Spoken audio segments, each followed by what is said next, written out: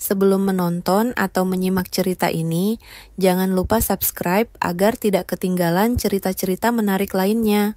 Semoga admin dan yang menonton mendapatkan rezeki yang banyak tak terhingga. Namaku Dika, usia 18 tahun, lulus SMA tahun lalu. Tapi nasib tidak sebaik teman-temanku yang melanjutkan kuliah. Aku memilih membantu ibuku yang buka warung kecil di sudut kampung. Ayah sudah tiada sejak aku SMP. Kami hidup pas-pasan di sebuah desa kecil di Jawa Tengah. Sampai suatu hari hidupku berubah. Semua berawal dari seorang wanita yang baru pindah ke rumah mewah yang dulunya kosong bertahun-tahun.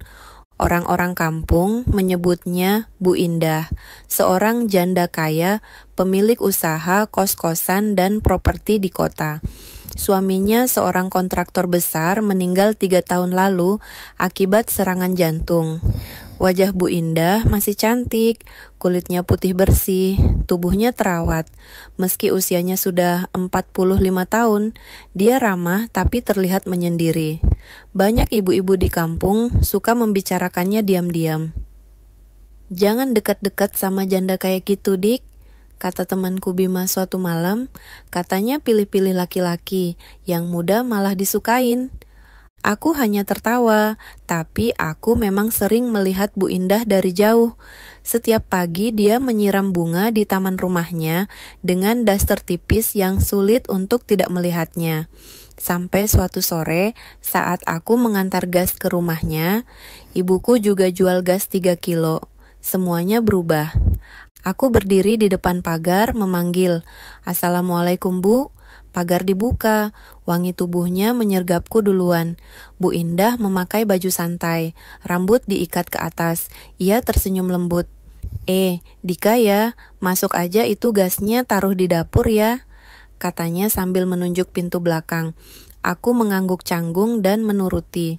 Saat ku taruh gas di dapur, tiba-tiba ia muncul dari belakangku. "Enggak mau duduk dulu, Dika? Kamu capek?" Aku bingung harus jawab apa, tapi ia menatapku lama. Ada getaran aneh di dada. Hari itu berakhir dengan kami mengobrol di ruang tamunya. Aku seperti merasa diterima bahkan dimanja. Mulai hari itu aku sering diminta datang. Kadang diminta bantuin bersih-bersih taman. Kadang hanya disuruh temani minum teh. Sampai suatu malam setelah hujan deras listrik mati. Bu Indah panik dan menghubungiku. "Dika, kamu bisa ke rumah. Aku takut sendirian, gelap." Aku datang, dan di malam itulah ketika hanya lampu emergensi menyala, ia memegang tanganku lama, hangat, dan tiba-tiba bibirnya menyentuh pipiku. "Dika, kamu nggak takut sama aku kan?" Aku menggeleng. "Kalau aku bilang aku butuh kamu mau temani aku, Dik?" Aku tak bisa menjawab, tapi pelukannya menjelaskan segalanya. Malam itu kami tidur dalam satu ruang. Perubahan, hubungan, dan tantangan awal.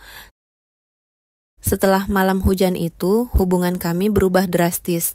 Aku, Dika yang cuma anak penjual gas, jadi makin sering datang ke rumah Bu Indah. Tapi bukan lagi sekadar bantu menyiram bunga atau bawa tabung gas, melainkan duduk di ruang tamu berdua, menonton film, bahkan kadang makan malam berdua. Senyumnya yang dulu terasa jauh, kini menjadi candu buatku. Setiap kali dia menyentuh tanganku, aku merasa seperti pria dewasa, bukan anak kemarin sore. "Aku ini janda 45 tahun, Dik," kata Bu Indah suatu sore ketika kami duduk di taman belakang. "Kamu masih 18, kamu tahu kan? Orang-orang pasti akan menggunjing." Aku hanya menatap matanya. "Aku nggak peduli, Bu. Yang aku tahu aku nyaman sama ibu. Aku sayang sama ibu." Dia menatapku lama sebelum akhirnya mendekatkan wajahnya. "Kalau kamu serius, nikahi aku, Dik." Aku terdiam. Itu bukan sekadar kalimat biasa, itu lamaran dari seorang janda kaya pada anak muda sepertiku. Beberapa hari setelah itu, aku nekat bicara ke ibuku. Di luar dugaan, ibu tidak marah, tapi terdiam lama. "Bu Indah, baik, ibu tahu itu, tapi kamu yakin?" Tanyanya hati-hati. Umurnya lebih tua 2 kali lipat. Aku mengangguk. Aku sayang sama dia, Bu. Dia juga serius. Ibu menghela napas lalu menangis. Pernikahan dan malam pertama. 3 minggu kemudian, kabar itu tersebar cepat seperti api menyambar ilalang kering. Orang-orang kampung heboh, beberapa mencibir bahkan terang-terangan menertawakan aku. Tapi Bu Indah tidak goyah. Ia justru yang menyiapkan semua. Pernikahan kami dilangsungkan sederhana, tapi mewah di halaman rumahnya yang luas. Banyak tamu undangan dari kota datang. Aku berdiri di pelaminan mengenakan jas putih. Sementara Bu Indah tampak anggun dengan kebaya ungu dan mahkota bunga di kepala. Saat ijab kabul, suaraku sedikit bergetar. Saya terima nikahnya Indah binti Soekardi dengan mas kawin seperangkat alat salat dibayar tunai. Hening sejenak. Lalu suara saksi menggemuruh. Sah. Hari itu aku resmi jadi suaminya. Suami dari seorang janda cantik dan kaya yang dulunya hanya aku pandangi dari kejauhan. Tapi hari itu dia milikku secara sah. Malamnya suasana rumah besar itu sunyi. Tamu-tamu sudah pulang. Keluargaku juga kembali ke rumah masing-masing. Aku berdiri di depan pintu kamar yang dihias bunga melati dengan jantung berdetak tak karuan. Dari dalam kamar terdengar suara pintu dibuka pelan. Mas Dika, panggil suara lembut Bu Indah. Aku masuk perlahan. Ia duduk di ranjang, mengenakan baju tidur satin warna merah muda. Rambutnya dibiarkan tergerai. Cahaya lampu temaram membuat wajahnya semakin memesona, tapi aku tetap canggung, bahkan sedikit gemetar. Ia tersenyum lalu berdiri dan memegang tanganku. Malam ini kamu bukan anak-anak lagi. Malam itu di dalam kamar luas beraroma melati dan cahaya remang dari lampu gantung kuno, aku duduk di tepi ranjang dengan tubuh kaku. Rasanya sulit bernapas, bukan karena takut, tapi karena perasaan gugup, campur aduk antara tegang dan bahagia. Di hadapanku, Bu Indah, istriku yang kini sah, berdiri dengan gaun tidur tipis dan sorot mata yang tenang. Tak ada lagi jarak antara kami. Dia duduk perlahan di sebelahku. Tangan halusnya menggenggam tanganku. Suara napasnya terdengar lembut, ritmis. Masih gugup, bisiknya sambil tersenyum manja. Aku hanya mengangguk kecil. Dia menyandarkan kepalanya di bahuku. Kamu tahu Dika, aku dulu pikir aku tak akan pernah jatuh cinta lagi setelah suamiku meninggal, katanya pelan. Tapi saat kamu hadir, dunia yang gelap ini kembali punya cahaya. Aku menoleh ke arahnya, dan untuk pertama kalinya, aku menatap matanya lama tanpa canggung. Dari dekat, matanya begitu lembut, namun menyimpan gairah yang dalam. Lalu tanpa berkata-kata, ia mendekat dan mencium keningku perlahan. Ciuman itu sederhana, tapi dari situ semuanya berubah. Pelan-pelan ia menarik tubuhku ke arahnya, mengajak berbaring di atas kasur empuk berlapis kain satin mahal. Tangannya menelusuri wajahku, membelai pipiku hingga aku pun mulai berani membalasnya.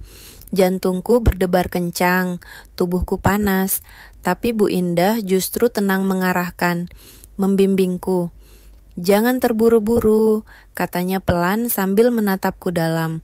Nikmati malam ini, karena ini malam pertama yang akan kita kenang seumur hidup. Malam itu adalah malam yang membuatku merasa dewasa sepenuhnya.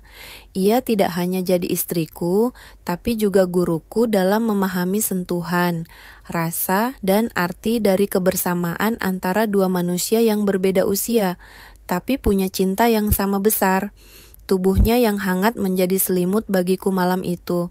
Dan aku merasa ini bukan tentang birahi, ini tentang jiwa yang bertemu dengan jiwa, tentang luka masa lalu yang perlahan sembuh, karena kasih sayang yang baru. Pagi harinya, aku terbangun dengan kepala di dadanya. Ia masih terlelap, wajahnya damai, senyum kecil di bibirnya. Aku tahu hidupku tidak akan pernah sama lagi. Tapi aku juga tahu kehidupan pernikahan tidak berhenti di malam pertama, ujian dan kebahagiaan baru. Pagi setelah malam pertama itu, aku bangun dengan tubuh segar dan hati penuh kehangatan. Bu Indah masih terlelap, berselimut kain satin tipis, rambut tergerai di atas bantal. Wajahnya tampak begitu damai dan aku hanya bisa tersenyum kecil sambil membelai pipinya. Aku bersyukur menikahimu, gumamku pelan. Namun kebahagiaan yang baru seumur jagung itu tak bertahan lama. Hari demi hari setelah pernikahan kami mulai dipenuhi bisik-bisik tetangga, sorot mata tajam dan sindiran yang kadang terasa menusuk. Remaja kok nikah sama janda tua itu pasti karena harta. Bu Indah juga aneh, masak milih anak kecil jadi suami. Kalimat-kalimat itu tak hanya kudengar dari orang luar, tapi bahkan dari beberapa keluarga jauh yang diam-diam datang ke rumah dan mencoba menasihati kami. Tapi yang lebih mengejutkan lagi justru datang dari sahabatku sendiri, Bima. Suatu sore dia datang ke rumah. Kami duduk di teras belakang dengan teh panas dan pisang goreng di atas meja. Wajahnya terlihat serius. "Dik, lo yakin sama jalan yang lo ambil?" Katanya tanpa basa-basi. "Lo masih muda, masa depan lo panjang, hidup lo baru mulai. Dan jujur aja banyak yang bilang lo cuma dimanfaatkan Bu Indah." Aku diam. "Kau pikir aku cuma numpang hidup ya?" Suaraku meninggi sedikit. "Dia nggak maksa aku yang pilih. Aku cinta sama dia." Bima menghela napas panjang lalu bangkit berdiri. "Ya sudah, kalau itu keputusanmu, aku cuma bisa doakan yang terbaik. Tapi ingat Dik, cinta itu enggak selalu cukup buat ngalahin kenyataan." Kata-kata itu tertancap dalam benakku malam itu, dan kenyataan pun mulai menunjukkan wajahnya. Bu Indah mulai sering sakit kepala. Dokter bilang tekanan darahnya naik turun karena kelelahan dan pikiran. Ia juga mulai sensitif terhadap hal-hal kecil. Suatu malam saat aku pulang sedikit telat dari rumah ibuku, ia langsung memeluk tangan dengan nada cemas. "Kamu dari mana aja, Mas? Aku takut sendirian." Hari-hari berikutnya, suasana rumah mulai terasa hening. Kami tidak lagi sesering itu tertawa bersama. Aku tahu ia mulai merasa minder. Usia kami terpaut jauh. Ia mungkin takut kehilangan atau merasa tidak cukup lagi untukku. Namun aku juga mulai merasa tertekan. Sebagai laki-laki muda, aku belum bekerja. Tetap semua masih ditanggung Bu Indah. Egoku sebagai pria pun terusik. Aku ingin membuktikan bahwa aku bukan hanya menumpang hidup,